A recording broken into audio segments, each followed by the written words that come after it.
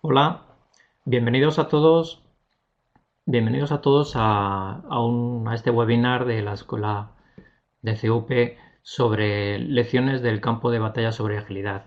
Mi nombre es Carlos Javier Pampliega, soy director de proyectos, soy certificado PMP por el Project Management Institute. Sí, esperamos a que mientras se terminen de conectar todos los compañeros y también desde CUP podemos ver la presentación.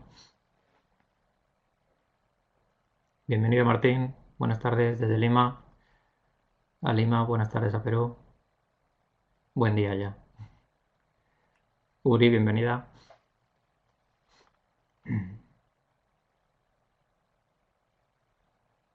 Tenemos muchos amigos desde Latinoamérica, también muchos compañeros, también muchos amigos desde aquí, desde España. Bienvenidos a todos.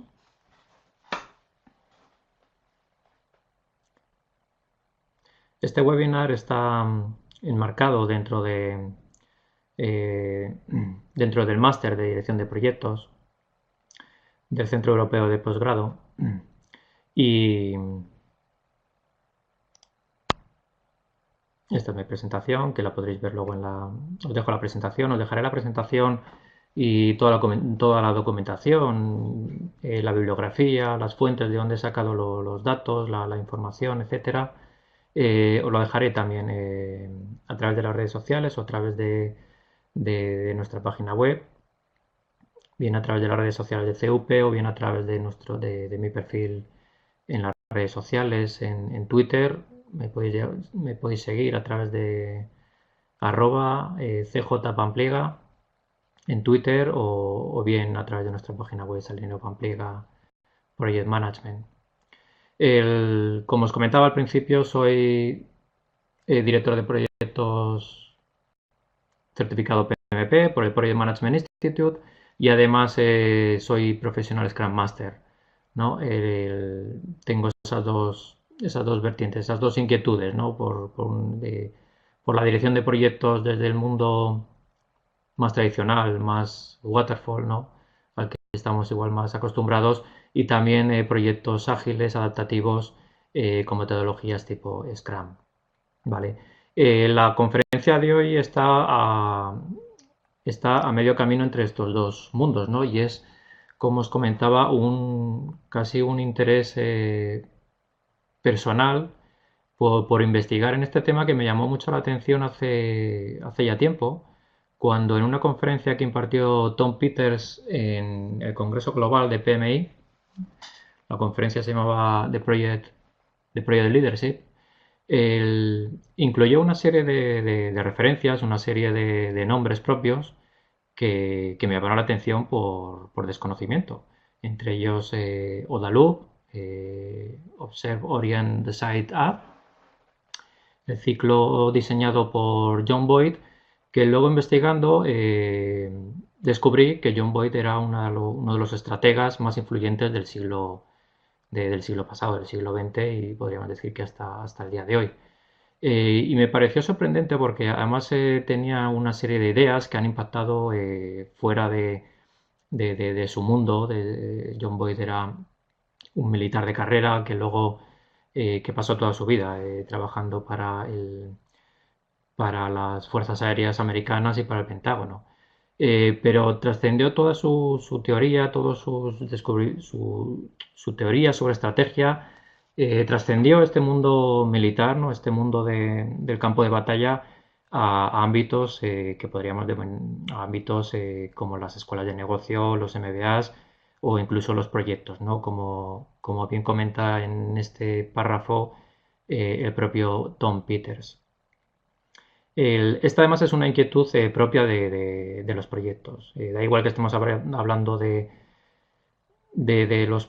proyectos predictivos, tipo cascada, o proyectos adaptativos. La realidad del mercado, la realidad de las empresas es que están todas inmersas en un escenario en el que ya no se dice carguen, apunten fuego, sino que es más bien ready, fire, aim, ¿no? Las empresas necesitan lanzar al mercado lo antes posible nuevos servicios, nuevos productos y ya la forma de lanzar, de hacer los negocios tradicional, donde había una planificación larga, ¿no? Y sesuda, pues eso la verdad que no se adapta bien a los tiempos de incertidumbre y de cierto caos en los que estamos, ¿no? Entonces ese es un poco el panorama en el que Tom Peters ve los proyectos, en el que Tom Peters estaba diseñando esta conferencia de Project Leadership y estas ideas son propias de este estratega, ¿no? Que os dejo aquí como primer mensaje una diapositiva, por llamarlo así, una parte de un briefing escrito por el propio John Boyd, ¿no? Que aquel que es capaz de manejar de una forma más rápida los cambios es el único que sobrevive, ¿no? John Boyd escribe esto pensando en su ámbito, pensando en el campo de batalla y pensando en las luchas entre aviones de combate, ¿no? Entre jets de cazas y jets de combate aéreo. Pero esta es una frase que la hemos visto repetida en el mundo académico, en el mundo de los proyectos y en el mundo de los negocios, podríamos tenerla como actual, ¿no? Y está escrita pues hace 50 años, ¿no? Por John Boyd. Este es John Boyd, esta es una foto de su época en la guerra de Corea, montándose en un avión F-86, y es quizás la foto más famosa, y precisamente porque John Boyd todas las ideas o las ideas que va desarrollando a lo largo de su carrera, la mayor parte de su experiencia la saca de manejar estos aviones desde la guerra de Corea, ¿no? Y su experiencia como piloto, aunque, aunque, aunque fue piloto de combate durante solamente unos años de su carrera militar, el- eso fue algo que le trascendió, le influyó eh, en todo lo que escribe a posteriori y cómo traslada esas ideas a otros campos de batalla, a otros escenarios bélicos, incluso a ámbitos fuera del ámbito militar, ¿no? A campos como por ejemplo el empresarial o el de los negocios. Esta es una portada del libro de Robert Coram, que veréis en la bibliografía, es la mejor bibliografía que podéis encontrar sobre John Boyd. Y no hay tampoco mucha bibliografía, la verdad, sobre este estratega. Y además el propio John Boyd tampoco dejó mucho material escrito, sí que hay mucho material, muchos borradores, muchos briefings, pero el mundo militar y en esos años es un mundo predominantemente oral, eh, en el que las estrategias, en el que la teoría, todo en lo que se basan luego, los estrategas militares, se trasladaba en conferencias orales, ¿no? Entonces, por parte de John Boyd, pues tenemos escrito, pues, briefings o presentaciones como esta vamos, que tenemos aquí, presentaciones muy escuetas, ¿no? Y la verdad que todo el contenido, pues, lo trasladaba él de forma oral a través de estas presentaciones, con lo cual, pues es complicado también investigar de una forma muy profunda sobre toda la teoría que dejó, que que podríamos tener, ¿no? De John Boyd.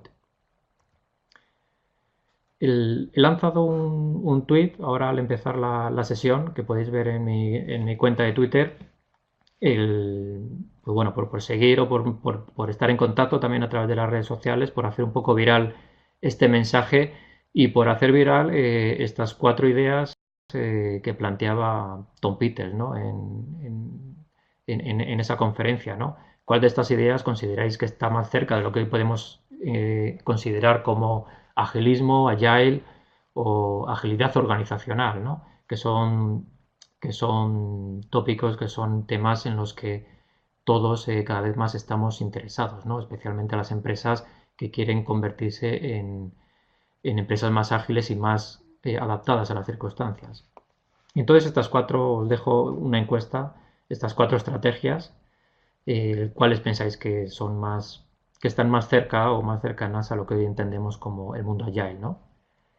Ready Fire Aim, OdaLoop, el Serious Place o No Linearity. Bueno, simplemente que podamos estar en contacto bien a través del chat o bien a través de las redes sociales.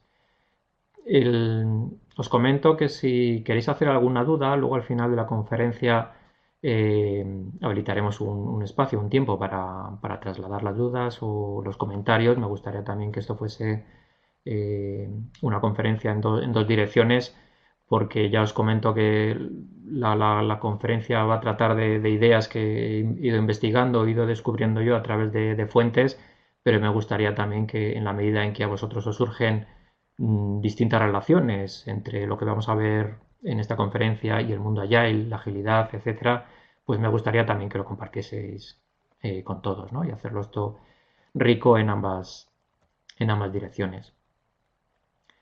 La carrera militar de John Boyd empieza como os comentaba al principio, en la Guerra de Corea. Y en la Guerra de Corea, pues como piloto de combate, John Boyd pilota este avión que podéis ver arriba, que es un F-86, que se enfrenta a los MiG-15 de fabricación soviética, que en teoría eran los MiG-15 eran unos aviones tecnológicamente más avanzados, o por lo menos tenían mejores cualidades tecnológicas que el F-86 americano. Eran aviones más rápidos, eran aviones que giraban más rápido, eran aviones que tenían más potencia de motor, tenían más alcance, mejor armamento.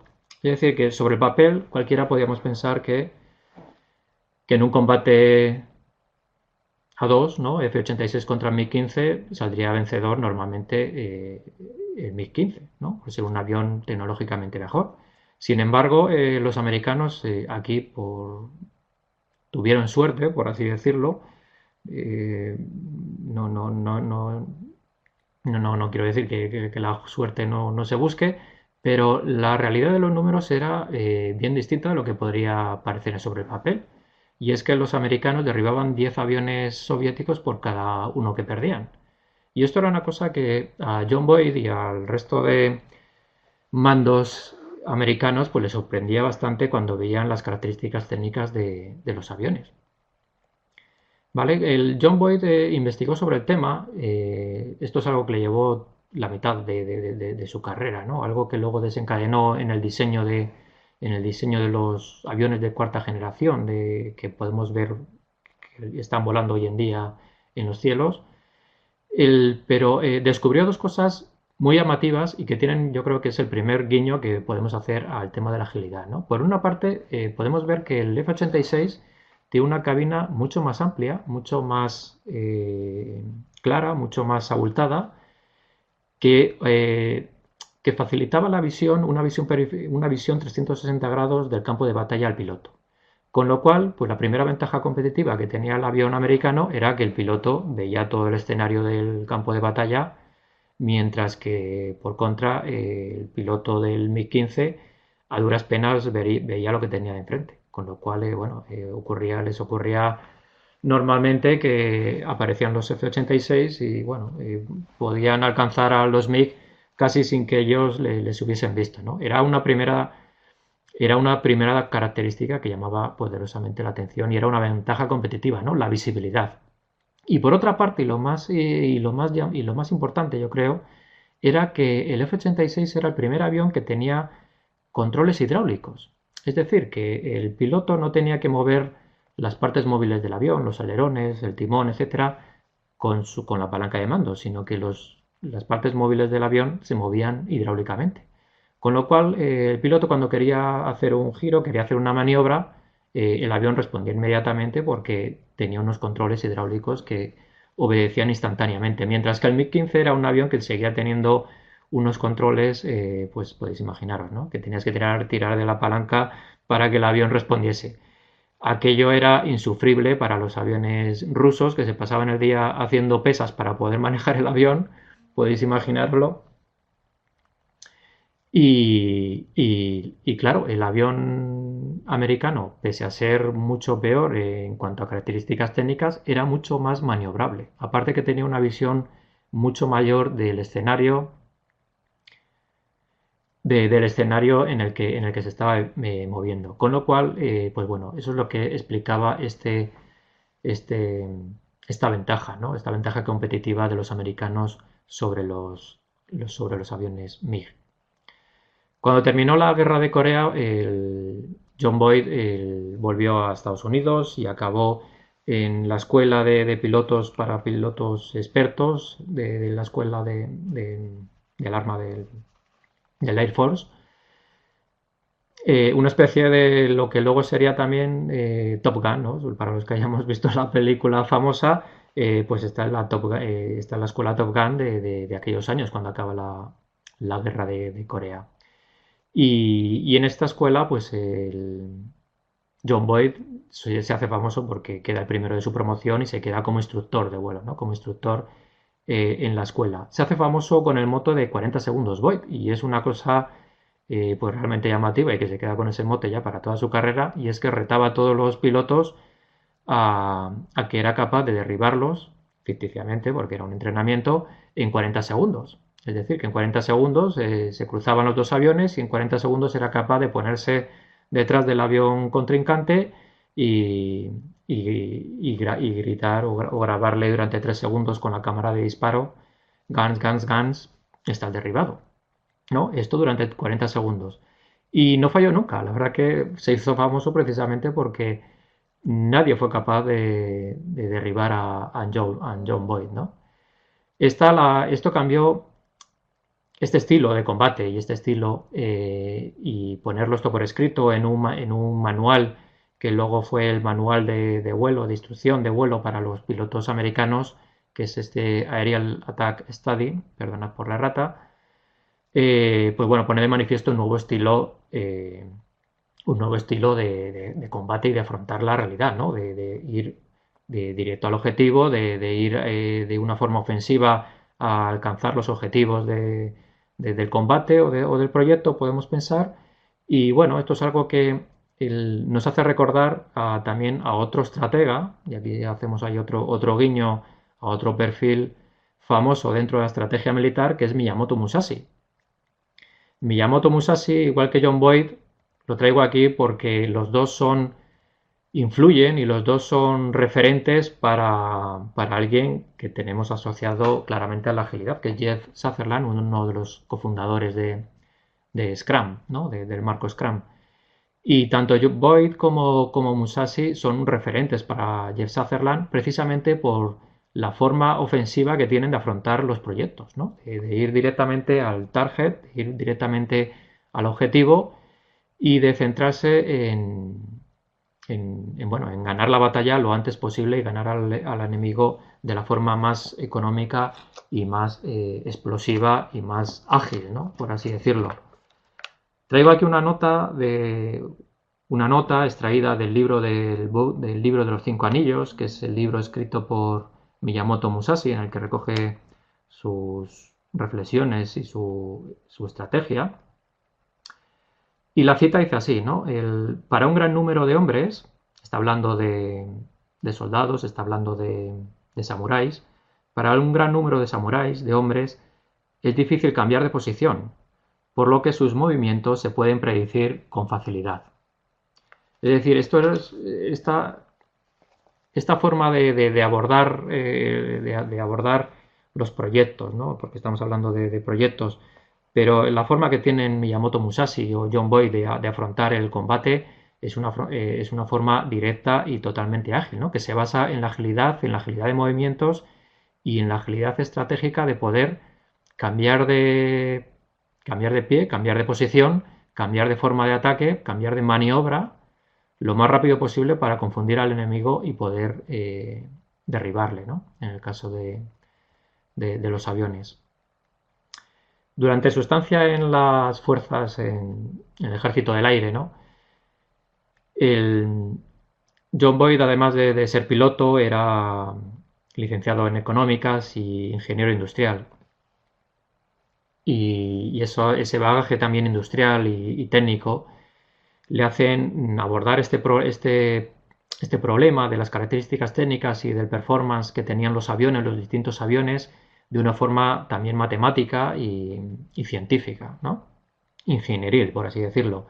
Y desarrolla otra teoría, que es la teoría de la maniobrabilidad energética, y es una especie de cálculo de distintas variables en las que un avión es capaz de cambiar, de cambiar la altura por velocidad, cambiar la velocidad por aceleración, por giro, por... es decir, la forma en que un avión es capaz de maniobrar y cambiar de dirección y de aceleración y de altura según el rendimiento que es capaz de aportar cada aparato, ¿no?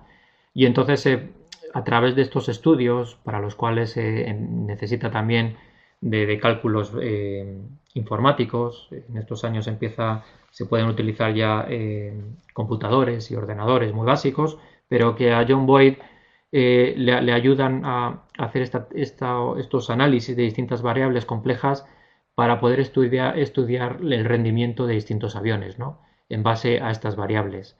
Y eso es la base, es el fundamento de algo que será clave para desarrollar la cuarta generación de aviones de combate el, del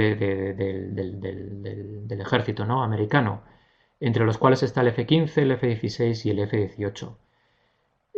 John Boyd es capaz de convencer al ejército americano que se había orientado a construir aviones cada vez más grandes, más potentes, más veloces, con mayor capacidad de transporte de misiles y de bombas y bueno, etcétera. Y eran aviones que se habían convertido en poco maniobrables, en aviones incapaces de tomar la iniciativa en un combate aéreo, ¿no? Aviones poco ágiles, en definitiva. Al contrario de los aviones que él diseña, él es el padre, por así decirlo, junto con el resto de miembros de un grupo que van contracorriente dentro de las ideas preconcebidas del, del arma del aire, ¿no? Del Ministerio de Defensa americano, que este grupo se llamó de Fighter Mafia, ¿no? Una serie de acólitos de John Boyd que diseñan el F-15 y el F-16. Para los que no son muy conocedores de los aviones, el F-15 tiene como el apodo el avión indestructible porque no ha sido derribado nunca en su historia. Es un avión que todavía está en funcionamiento y es el más extendido, creo, por todos los ejércitos de todos los países. Y el F-16 es el más maniobrable de todos los tiempos. Son aviones que pesaban la mitad de lo que estaban acostumbrados o casi de los aviones predecesores que estaban desarrollando hasta entonces el ejército americano, con lo cual eran aviones mucho más ágiles, mucho más maniobrables y que aportaban una mayor maniobrabilidad energética, ¿no? En los términos en los que lo había calculado John Boyd con toda esta teoría y todos estos cálculos matemáticos. Esto se pone de manifiesto la mala dirección, ¿no? En la que iba el ejército americano, se puso de manifiesto en la guerra de Vietnam, ¿no? Esto es una foto de un F-4 Phantom al que están a punto de derribar los MiGs porque era un avión que era ingobernable, era un avión extremadamente rápido, con doble motor, con una velocidad asombrosa y con una capacidad de destrucción asombrosa, pero que no pensaban que tuviese que enfrentarse nunca a otro avión, con lo cual nadie se había preocupado en que tuviese que ser maniobrable, tuviese que ser capaz de girar y maniobrar y poder defenderse de un ataque aéreo. Este es un problema al que estaba muy acostumbrado Jeff Sutherland. Y no lo traigo aquí por otra razón que porque Jeff Sutherland fue piloto en Vietnam de uno de estos aviones y él cuenta su experiencia de que era muy difícil, evidentemente, volver a la base sin tener algún disparo, sin tener algún rasguño de algún metralla, de algún ataque enemigo, ¿no? Incluso a Jeff Sutherland, todas estas experiencias le llevan a pensar luego posteriormente cuando desarrolla Scrum en que todo esto dice, bueno, podemos asimilar el backlog, el burn down de la gráfica burn down de un proyecto como la cantidad de tareas que necesitamos completar para poder aterrizar un avión a salvo, ¿no? en la base aérea. Entonces, bueno, son experiencias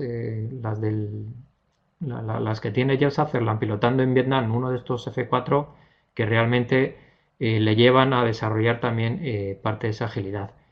Y no es de extrañar, ¿no? Porque los pilotos que trataban con este avión decían que giraba como un borrico, es decir, bueno, que eran incapaces de maniobrar con él de una forma ágil y competente. Para entender de lo que estamos hablando, aquí tenemos el avión antiguo, por así decirlo, y el nuevo estilo de combate que promulga o que trae los aviones diseñados por John Boyd y de Fighter Mafia, ¿no? El F-16. Y vemos aquí una comparativa en cómo el F-16 es capaz de maniobrar de una forma tan ágil y tan rápida y tan agresiva comparado con el F-4 Falcon, el que maniobra tras maniobra, al final es capaz de ganarle la partida, ¿no? Ganarle la partida o en este caso enfrentamiento. Tenemos aquí creo que podemos poner un vídeo en el que podemos ver esta comparativa para ver exactamente de qué era capaz este F-16 o de qué es capaz este F-16 de hacer una maniobra.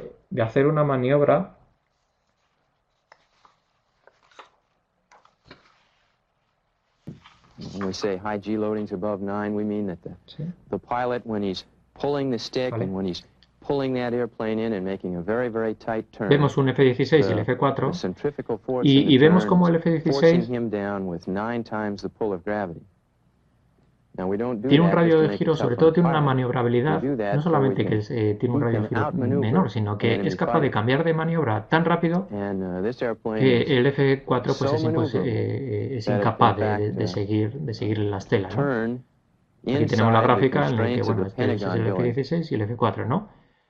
Estamos hablando de aviones, pero ahora pensar si el F-16 es una startup y el F-4 es una empresa que podría ser la vuestra o podría ser la de la competencia, ¿no? ¿En cuál empresa os gustaría estar trabajando?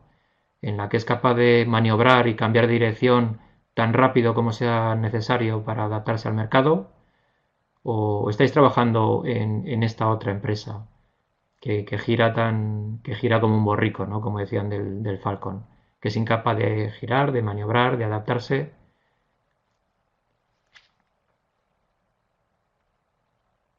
Bien, pues bueno, esta es la estrategia, ¿no? La forma en que tenía John Boyd de considerar estos, de considerar la agilidad, ¿no? En cuanto, por lo menos en la teoría, o sea, en el diseño de aviones. Este era el F-15, este era el F-16, que veíamos que era el único capaz de hacer esta maniobra, button hook turn, y es una maniobra en la que se somete al piloto a una fuerza de 9 Gs, ¿no? Es decir, que bueno, primero tuvieron que ser capaces de construir un avión capaz de hacer ese tipo de maniobras y después tuvieron que ser capaces de buscar a pilotos capaces de soportar esas maniobras, ¿no? Pero no hace falta poner nombres, ¿no? Por no poner nombres o por no poner ejemplos entre lo que puede ser un F-16 y un F-4, ¿no? Lo que puede ser una startup y una empresa antigua, gran multinacional, con grandes procesos, con grandes departamentos, imposible de adaptarse al mercado de una forma ágil. Es decir, lo que es una empresa con agilidad organizacional y lo que es una empresa obsoleta, ¿no? Un dinosaurio. Pensar en un F-16 como Apple, como una empresa capaz de lanzar los productos lo más rápido posible, ¿no? De crear mercado, de adaptarse al mercado y pensar en el F4 como en empresas como Kodak, ¿no?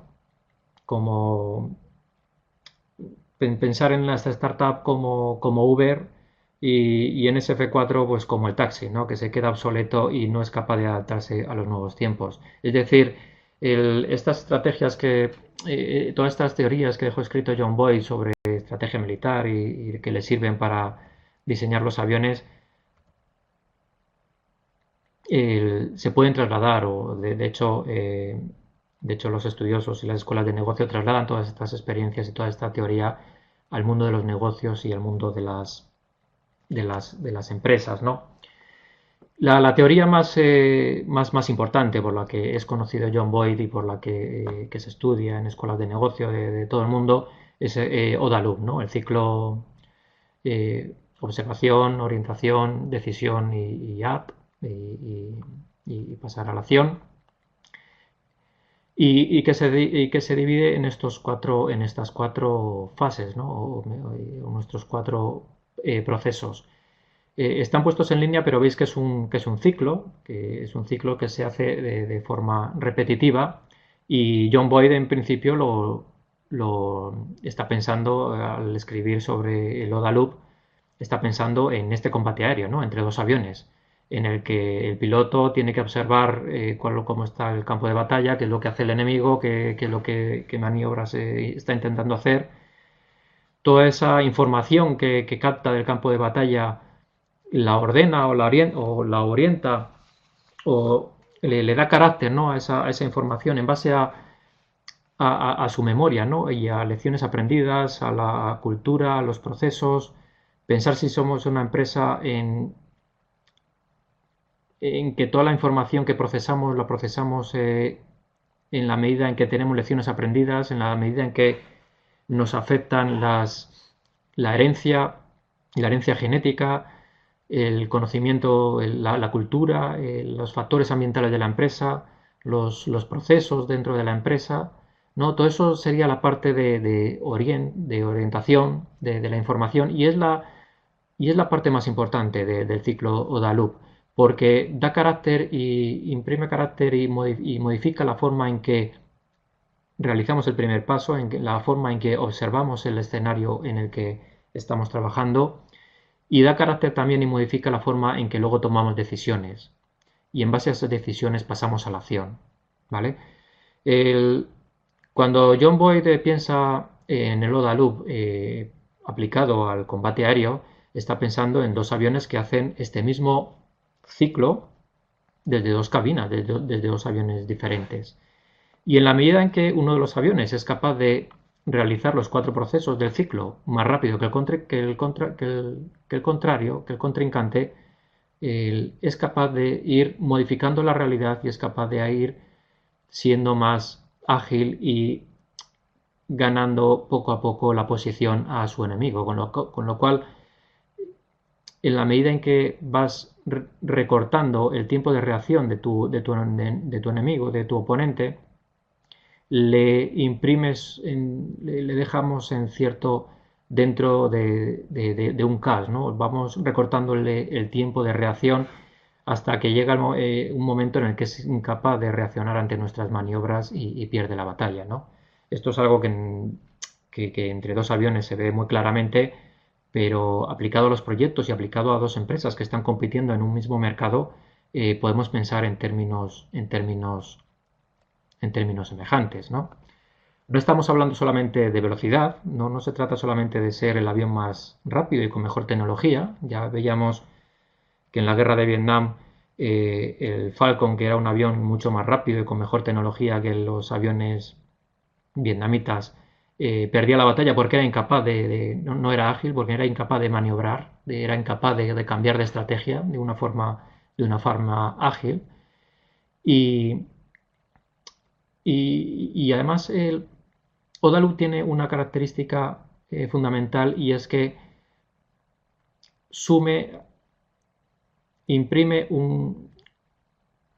deja al contrincante inmerso dentro de esa niebla de la guerra, ¿no? Del fog of war que dicen los americanos, dentro de esa nube donde no se ve nada, donde eres incapaz de ver la realidad, donde eres incapaz de orientarse, donde eres incapaz ya de observar la realidad, ¿no? El contrincante pierde la noción de la realidad, no sabe en qué escenario se está moviendo y pierde la batalla, ¿no? La competitividad. Entonces esto es lo que hace también las empresas que son capaces de desarrollar el ODA Loop más rápido que la competencia, son capaces de lanzar productos o servicios al mercado mucho más rápido, son capaces de manejar las reglas del mercado, son capaces de afrontar nuevas competencias antes que otras empresas, ¿no? de su sector. Y eso es lo que les hace ser líderes de un mercado. Entonces, pensar en ciclos en ciclos de ODA Loop, pensar, por poner un ejemplo, imaginaros que esto fuesen sprints dentro del marco de Scrum, que esto fuesen sprints en el que dos equipos están compitiendo, realizando un proyecto y el tiempo del sprint no está marcado, ¿no? Con antelación, sino que el tiempo del sprint para los dos contrincantes termina en el momento en que uno de los dos termina su sprint, en el que uno de los dos pasa por los 4 procesos de Observe, Orient, Decide y Act. Con lo cual, el contrincante que termina más tarde ese sprint y se queda sin tiempo para terminar las tareas y para reaccionar a tiempo, pues está fuera de juego, ¿no? Evidentemente. Por poner un ejemplo también más cercano al mundo de los proyectos, imaginaros que estemos en un proyecto en el que podemos observar que se pueden dar determinados riesgos, ¿vale? De forma previa podemos haber planificado un plan de contingencias, un plan de gestión de riesgos, un plan de contingencias con la respuesta a los riesgos ya predefinida con antelación. Este plan de gestión de riesgos o este plan de contingencias va a estar influido por los procesos de la organización, por lecciones aprendidas anteriores, etcétera, ¿no? Estaría dentro de la parte esta de orientación, ¿vale? Y eso lo tenemos predefinido, eso entra dentro de nuestras lecciones aprendidas, entra dentro de la memoria a largo plazo, ¿no? Que podemos tener respecto de los proyectos, ¿no? Entonces, en el momento en que observamos como project managers, observamos que se puede materializar un riesgo, es decir, que aparece un riesgo, ¿no? Se materializa un riesgo que podía darse o no. En base a esta orientación y en base a este plan de contingencias, podemos decidir o decidimos ya inmediatamente poner en acción o poner en marcha un plan de contingencias que ya teníamos preestablecido, con lo cual pasamos a decidir qué acciones tomar y actuar en consecuencia. Este sería aplicado a, por ejemplo, a la gestión de riesgos, un ciclo loop, ¿no? Pasando por observar los riesgos, orientarlos o tenerlos orientados en base a unos datos previos, decidir qué acciones tomar y actuar en consecuencia. Entonces, como veis, estas tácticas que estaban escritas en principio para la guerra o el combate aéreo de aviones de jets de combate se pueden aplicar también a los proyectos y de hecho se aplican, ¿no? Habitualmente. La experiencia de John Boyd más allá del combate aéreo, cuando se retira de las fuerzas aéreas, John Boyd termina como asesor en el Pentágono, como asesor ya civil, y sus escritos, su documentación, todas sus teorías se extienden no solamente al combate aéreo, sino al resto de áreas de campos de batalla, ¿no? Donde más desarrolla su conocimiento es dentro de escribiendo o el cuerpo de marines recoge todas estas teorías de John Boyd dentro de su manual de tácticas de combate de los marines en cuántico y es precisamente igual el arma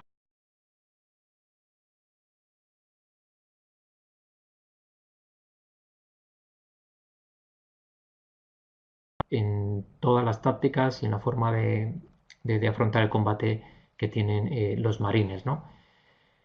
La última experiencia o la última aportación al campo de la estrategia y del combate es la operación Tormenta del Desierto, ¿no? En 1991, la liberación de Kuwait, siendo Dick Cheney el secretario de Defensa de los Estados Unidos, pues la planificación la planificación de la operación Tormenta del Desierto fue obra de John Boyd, ¿no? Aplicando toda la teoría de OODA Loop, que luego se recogería en un escrito, en un briefing más completo y más desarrollado, que es Patterns of Conflict, ¿no? Que es un briefing bueno, que John Boyd fue compartiendo en el Pentágono con todos los generales con, y con el secretario de Defensa americano, ¿no?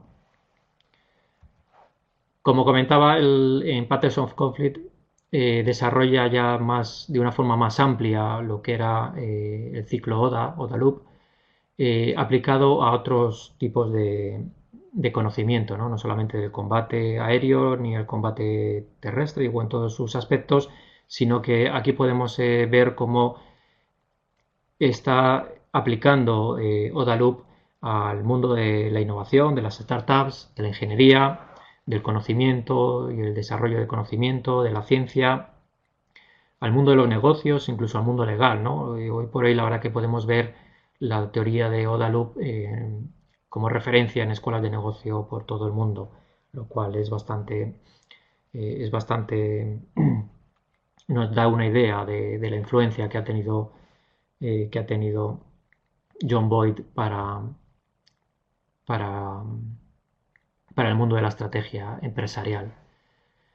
Aplicado al mundo, siguiendo, bueno, pese a la fotografía, ¿no? Y a las referencias, ¿no? De Command and Control, ¿no? Y a las referencias aún militares, podemos pensar en, si trasladamos todos estos conceptos de Command and Control al mundo de las empresas, ¿no? Imagine, ¿cómo podemos, a qué estamos acostumbrados, ¿no? A qué estaban acostumbrados los militares la primera en el ejército, ¿no? Con burocracia, con una cadena de mando muy estructurada a las ideas y cómo John Boyd confronta esas ideas con unas ideas distintas, ¿no? Él no es partidario de seguir con esta idea de mandar y controlar, ¿no? Que lo podemos ver en las empresas, en la burocracia y en la jerarquía de las empresas, sino que es más partidario de del último término, ¿no? Que vemos ahí, el leadership by monitoring.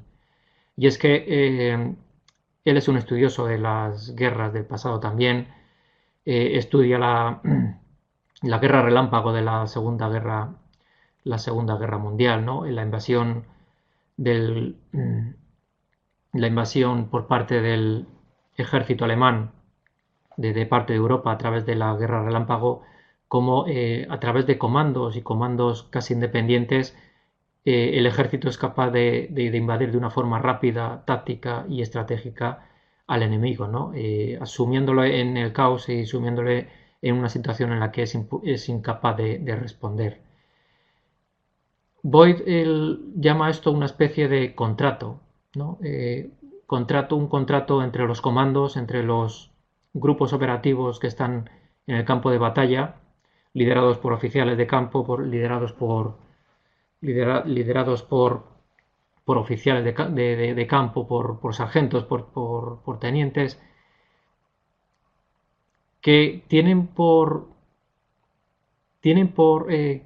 como objetivo cumplir los objetivos de la misión.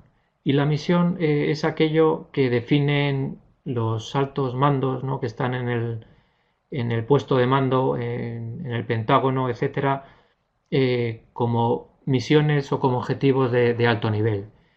Pero los mandos o la dirección de una empresa no están en el frontline, no están en el día a día de la empresa, no están en contacto con el usuario, ¿no? Si estamos pensando en el mundo empresarial, sino que son las personas que están ejecutando el proyecto los que son los ojos de los directivos, los que tienen que hacer esa labor de observación, de ver la realidad y de ver qué es lo que necesita el cliente, qué es lo que necesita el usuario. De ahí que frente a esa estructura de jerarquía donde están unos mandos y el resto que obedece, esta situación de liderazgo, de empoderamiento de los equipos autodirigidos, autoorganizados, ¿no? A los que estamos ya más acostumbrados de los que estamos más acostumbrados a hablar, son más parecidos a este tipo de comandos de los marines o de los Navy SEALs donde tienen capacidad de decisión, de elegir cómo van a resolver o cómo van a conseguir los objetivos de la misión.